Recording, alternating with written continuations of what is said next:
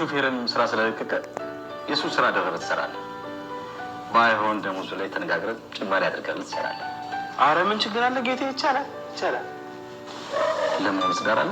የለውም ማለቴ ደላላ ሳወራ ሰምቼ። ትዳር እንኳን የለኝም ጌቴ። የሆነች ትንሽ ቤት ነው ተከራይቼ ብኖረው። ያው ለስራ ቦታ እንዳይርቅና እንዳላርፍ ከተፈለገ ቅርብ ቦታ መከራየት ይችላል። ችግር የለውም። እዛው እኛ ጋር አንድ ሰርቪስ ቤት ይሰጣል። በጣም አመሰግናለሁ ጌቴ። እና ታዲያ ስራዬን ዛሬ መጀመር ይችላል? ለመሆኑ ትያዣለህ? አንቺ ኩሽና መግባት ባይሆንልሽ ምን አለ ኤሚ ገብታ እንኳን እንድታገበተበት። ጭራሽ የኔ ልጅ ኩሽና እንድትገባ ተመኛለች? ለነገሩ እንዴት ትገባልሻለች? ያንቺ ልጅ ከምጥል አይደለች? ቢገባሽ ኖሮ ሴትነት ያለው ኩሽና ውስጥ። እቃዎቹን አቀራርቤ ጨርሻለሁ። እንግዶች እስከሚመጡ ነው ወደ ውስጥ ልገባ። ለምን ውስጥ ትገቢያለሽ? አንቺ ልጅሽን ቀይረሽ አንድ ላይ ማድረግ ይገባል። ምን ጭራሽ በልጅ ፍቅረኛ አሰድበ ነው ሰራተኛ ከኛ ጋር ማድረግ ፍቅር? ስንቴ ነው የምነግርሽ? ኑሐሚን ቤተሰብ እንጂ ሰራተኛ አይደለች። ለእኔ ግን ቤተሰብ አይደለች። በቃ ወደ ውስጥ ልገባ። ጥሩ እንግዲህ ሁላችንም ክፍል ውስጥ ሄደን እንፈትሸዋለን። አንቺ ሴትዮ ዛሬ ከእኔ ብዬሻለሁ። ችግር የለውም ጋሼ፣ ሄደን መፈተሽ እንችላለን። እና የአንቺ ልጅ ነች ውሸታም እያልከኝ ነው? እውነቴን ነው። ከዚህ በላይ ባታናድጂኝ መልካም።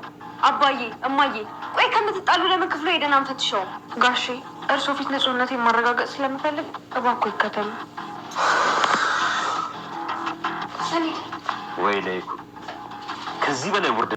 ኑሐሚን ያደረገችው ነገር እጅግ በጣም ሊደነቅ የሚገባው ነገር ነው። ምክንያቱም ይሄን ነገር ራሷ ወርቁን ስትደብቅባት ባታየውና ይሄን ነገር አይቶ ለይኩን ከሻንጣ ውስጥ ወርቁን ቢያገኘው የእውነትም ደግሞ ሌባ ናት ብሎ ስለሚያስብ ለሷ ያለውና ለአባትዮ ያለው አመለካከት ይቀየር ነበር ብዬ አስባለሁ።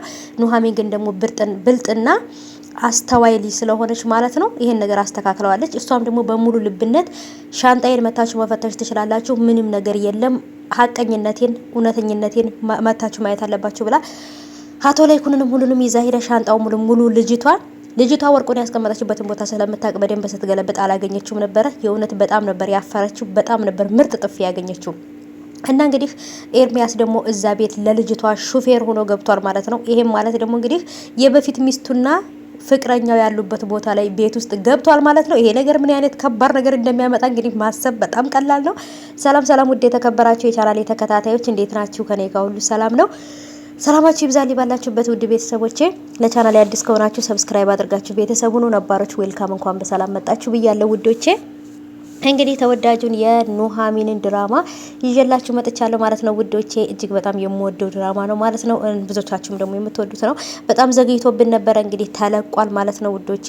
ኑሐሚን ለአቶ ለይኩን የተናገረችው ነገር ትክክል ነው ወይንስ ደግሞ ስህተት ነው? ምክንያቱም ልጅቱ ለናሆማ አትሆነውም። ለናሆም የማትሆኑ ልጅ ስለሆነች እንደምንም ብለው ይችን ልጅ ከናሆም ለማራቅ ሞክሩ ብላ ስትለው እኔ እኮ ኑሐሚን ካንቺ ይሄን ነገር አልጠብቅም ነበር ያለው አቶ ለይኩን። ምክንያቱም ኑሐሚን እየተናገረች ያለችውን ነገር በኋላ ስለ ልጁ ፍቅረኛ አሁን ላይ የልጅ ፍቅረኛ ብሎ ሊተዋወቃት ያላት ሴት ራሷን ቀይራ ሀበሻ ቀሚስ ለብሳ ሌላ ሰው መስላን የመጣችው ግን ደግሞ ኋላ ታሪኳ ደግሞ እጅግ በጣም ከባድ የሆነች በጣም መጥፎ ሱስ ውስጥ መጥፎ ሁኔታ ውስጥ ያለች ልጅ ናት። ናሆምም ደግሞ እውነትም ከዚች ሴት ካራቀ ለናሆም ብቻ ብላ በጭራሽ ራሷን ልትቀይርም ራሷንም ልትለውጥ አትችልም። ምክንያቱም ለማስመሰልና ቤተሰቦቹ ጋራ ውዴታን ለማግኘት እንጂ ናሆም እንዲወዳት ናሆም የሚያፈቅራትን ናሆም የሚፈልጋትን ሴት ለመሆን በፊት አልሞክር ማለት ነው። እንደውም በተናደደች ቁጥር መጠጥ ነው የምትጠጣው፣ በተበሳጨች የሆነ ነገር በሆነች ቁጥር መጠጥ ነው የምትጠጣው እና ናሆም ራሱ የሚላትን ነገር አትሰማም ነበር። አሁን ላይ ግን ናሆም አባቴ የሚፈልገው እናቴ የምትፈልገው እንደዚች አይነት ሴት ነው፣ የኑሐሚን አይነት ሴት ነው ቤተሰቦች የሚፈልጉት ብለው ስላሉ ወይንም ብሎ ስላላት ኑሐሚንን ለመብለጥ ኑሐሚን የተመረጠችበትን ሴት ኑሐሚን የሆነቻትን ሴት ኑሐሚንን መስዬ እዛ ቤት ቀርቤ ቤተሰቦች እንዲፈልጉኝ እንዲመርጡኝ አደርጋለሁ ብላ ነው እንግዲህ ሀበሻ ቀሚስ ለብሳ በህይወቷ ለብሳ ማታቀው ልብስ ምናምን በህይወቷ ጸጉሯን ፋሽን አስይዛ ማታቀው ልጅ በቃ እንደዛ ተቀያይራ ነበር ሄደችውና ግን ደግሞ እዛ ውስጥ ገብታ ግን ጸባይ አይለቅምና ወይ የሆነ ነገር ተናግራ ወይ የሆነ ነገር ብላ የበፊቱ ጸባይዋ እንዲወጣ ልታረግ ትችላለች። እዛ ቤትም ደግሞ እንግዲህ ናሆማ ምንም የሚያውቀው ታሪክ የለም፣ የበፊት ታሪኳን የሚያውቀው ነገር የለም። ለሷም የበፊት ፍቅረኛዋ እንደተከዳች ወይንም የሆነ ነገር እንደሆነች ነው እንጂ የነገረችው ፍቅረኛዋ አጠገቧ እንዳለ ኤርሚያስ እንደሆነ ግን ምንም ነገር የሚያውቀው ነገር የለም። ኤርሚያስ ስታየው በጣም ነበር የደነገጠችው። በጣም ነበር በቃ ውሃ ሆና የቀረችው ማለት ነው። ምክንያቱም ኤርሚያስን ባየችው ሰዓት የተሰማት ስሜት ሌላ ነበረ። ምን ሊሰራ እዚህ መጣ ብላና ኑሐሚንም ደግሞ ኤርሚያስ እዛ ቦታ ውስጥ እንዳለ አላየችም። ብታይ ደግሞ ምን ሊሰራ እዚህ መጣ ብላ ምን ልትሆን እንደምትችል አስቡት።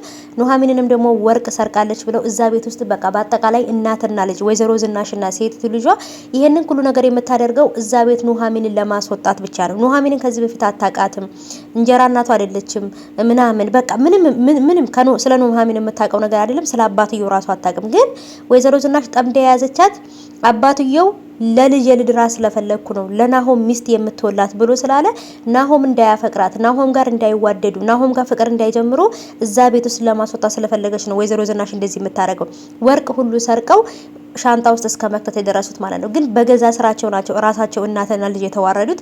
ልጅቷም ደግሞ ምርጥ የአባቷን ጥፊ አግኝታለች ማለት ነው። ምክንያቱም ምን አድርጌ ባሳድግሽ ነው እንደዚህ ባለጌና ዘንላን ይሆድሽው? ምን አድርጋ በቃ በጣም ነው የተበሳጨው። ናሆማም ደግሞ እህቱ በጥፊ ተመታ እንደዚህ እጇን ይዛ ነበረ ያያት ማለት ነው። እንግዲህ እንዴት በዚህ ሰዓት ላይ በፕሮግራሙ ሰዓት ላይ ፍቅረኛውን በሚተዋወቁበት ሰዓት ላይ እንዴት እንደዚህ ነገር ይፈጠራል ብሎ በጣም ነበር እንትን ያለው እንዴት በዚህ ሰዓት ብሎ ማለት ነውና ይሄን ነገር እንግዲህ ቤተሰቦች ብዙዎቻችን የምናውቀው ነገር ነው።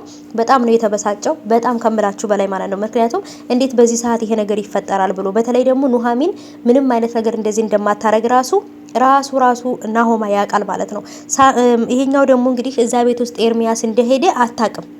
ኤርሚያስን ጭራሹንም አላየችውም። ኤርሚያስ ግቢ ውስጥ ተቀምጦ እንዳለ እሱ ኑሐሚንን ነበረ ውጭ ወታ በር ተከፍታለች ብሎ እየጠበቀ የነበረው። ግን እሱ ሹፌር ሆኖ ጭራሽ እንደውም ከሹፍርና ማልፎ እዛ ቤት ውስጥ አንድ ክፍል ቤት ሰርቪስ ሰተንክ እዛው እየኖርክ እዛው ስራህን ትሰራለህ ብሎ ነው ያለው ማለት ነው። አቶ ላይኩን በጣም መልካም ነው፣ ለሰዎች መልካም ሀሳቢ ነው። ግን ደግሞ ለኑሐሚን የማትፈልገውን ሰው ልቧን የሰበረውን እንደዚህ እንድትሆን ያደረጋትን መኖር እንድትጠላ ያደረጋትን ኤርሚያስን አመተው ግቢያቸው ውስጥ እያስገቡ እንደሆነ አላወቁም ማለት ነው። ስለዚህ ለኑሐሚን እንደውም እዚህ ቤት በእናትና በልጅ ጭቅጭቅ ብቻ ሳይሆን ኤርሚያስ እዛ ቤት ስለገባ ብቻ ራሱ አባቷን ይዛ ነው እዛ ቦታ የምትወጣው ማለት ነው። ምክንያቱም አባትየውም ኤርሚያስን ስለሚያውቁት እሷም ስለምታውቀው ማለት ነው። ነገሮች በጣም ከባድ እየሆኑ ነው። እስቲ በቀጣይ ሲለቀቅ ደግሞ እመጣለሁ።